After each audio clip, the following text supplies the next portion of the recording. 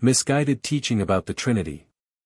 People have a completely wrong concept of the divine Trinity due to the misguided description of a divinity which consists of three persons. Every thinking human being will deem such an explanation unacceptable, thus it will either be accepted without thought or it will be rejected, whereas a correct explanation can be accepted by every human being since it reveals the essence of the eternal deity and considerably adds towards enlivening faith in God.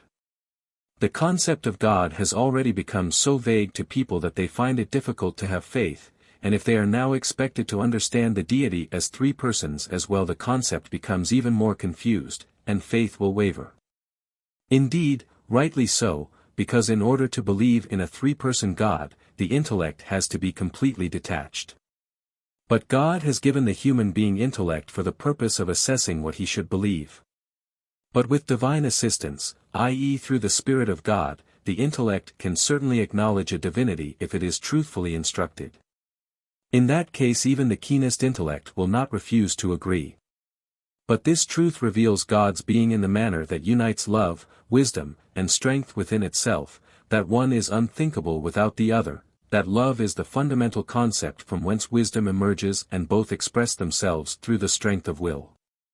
Love is the creative principle which gives rise to everything, it is the birth-giving strength. However, it does not create aimlessly or arbitrarily but it proceeds with wisdom.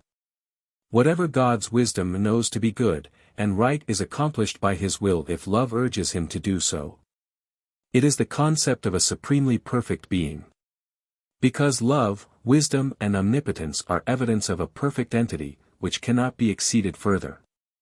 Love, wisdom and omnipotence are proof of divinity, they provide the human being with a concept of the eternal deity's substance, but they are not three different divine persons united within one being. The misguided doctrine of God's Trinity has considerably contributed towards people losing faith, because a description like that had to result in instinctive rejection and thus the grace of prayer was not used, which could have provided the sincerely seeking human being with clarification. The object of their prayer was questionable, people thought it strange to call upon three persons which they should believe to be as one God. Immense confusion has been caused, it was an evident influence of Satan, who forever attempts to undermine the truth, to obscure the essence of God and to estrange God himself from them.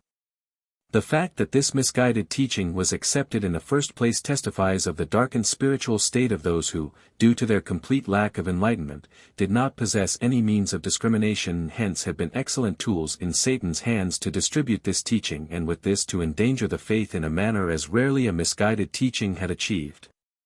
In order to believe in God as a supremely perfect being, this being also has to introduce itself to people such that they can recognize his perfection. Also the intellect of a human being who is looking for the truth has to understand such concepts, otherwise he could not be held to account. God is not content with blind faith, he demands every teaching to be deliberated and responded to, because faith can only become alive when it has become an inner conviction. When this option is excluded from the start, when people are presented with a misguided teaching for unconditional acceptance, only blind faith can be demanded and achieved by this which is of no value before God.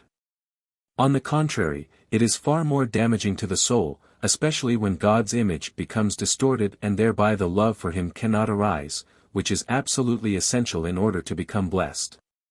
Amen.